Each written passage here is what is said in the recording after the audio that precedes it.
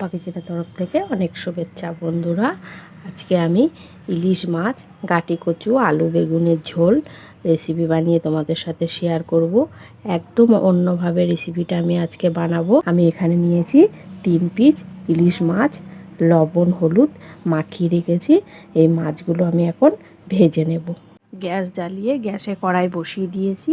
কড়াই খুব ভালো মতো গরম হয়ে গেছে। দিয়ে দেব সর্ষের তেল। তেল খুব ভালো করে গরম করে নেব।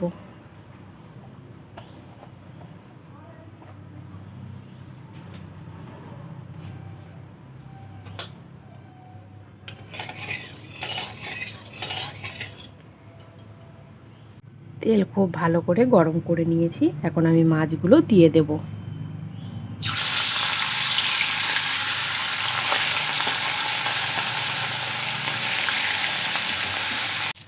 দেখো বন্ধুরা, মাছগুলো এক সাইড ভাজা হয়ে গেছে। উল্টিয়ে এই সাইডটাও আমি ভেজে নেব।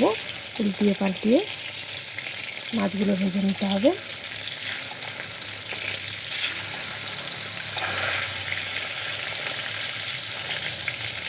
মোটামুটি করে ভেজে নেব, খুব কড়া করে ভাজবো না মাছগুলো, তাহলে ভালো লাগবে না।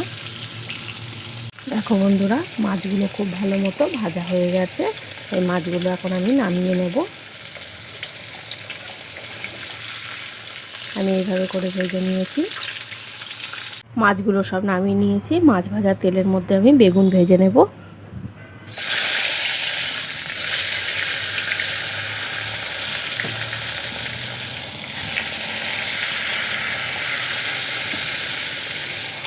আমি এখানে একটা বেগুন 6 পিস করে কেটে নিয়েছি। বেগুনগুলো লাল লাল করে ভেজে নেব।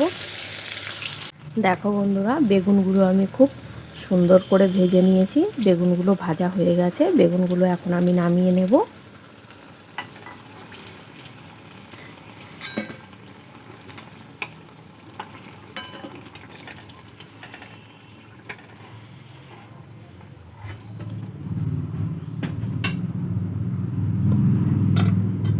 তেলের মধ্যে দিয়ে দেব ফোড়নে কালো জিরে, দিয়ে দেব কালো জিরে। একটা পেঁয়াজ আমি কেটে রেখেছি, দিয়ে দেব। অনেক বন্ধুরা ভাববে হয়তো ইলিশ মাছে পেঁয়াজ, এইভাবে একবার রেসিপিটা খেয়ে দেখবে বন্ধুরা, দারুণ লাগে।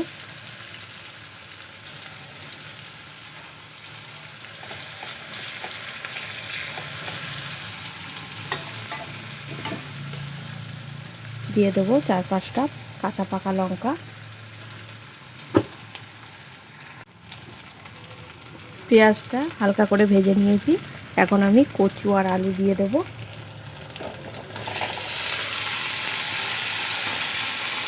একসাথে ভালো করে ভেজে নেব।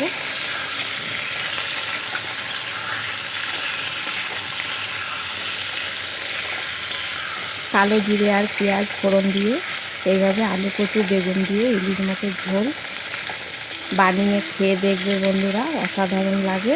সবাই খুবই পছন্দ করবে। আর এইভাবে আমার রেসিপিগুলো দেখবে, সব বন্ধুদের সাথে শেয়ার করবে, একটা সাবস্ক্রাইব করে আমার পাশে থাকবে।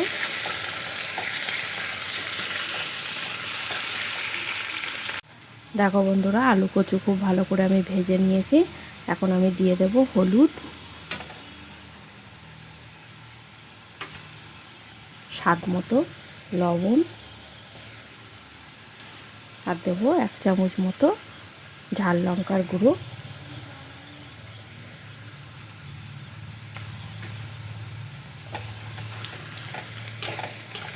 লঙ্কাটা তোমাদের পরিমাণ মতোই তোমরা দেবে, যে যেমন ঝাল পছন্দ করো।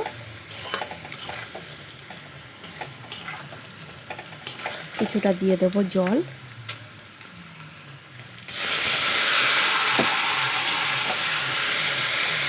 খুব ভালো করে কষিয়ে নেব। দেখো বন্ধুরা, খুব ভালো করে কষিয়ে নিয়েছি। এখন আমি পরিমাণ মতো জল দিয়ে দেব।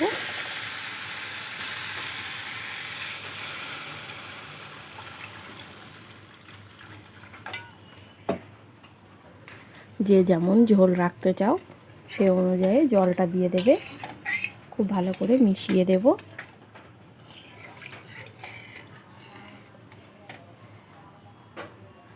ঢাকা দিয়ে রান্না করে নেব। বন্ধুরা একদম রেডি হয়ে গেছে। বেগুন আর মাছ দিয়েও আমি কিছুক্ষণ ফুটিয়ে নিয়েছি। এখন আমি নামিয়ে নেব।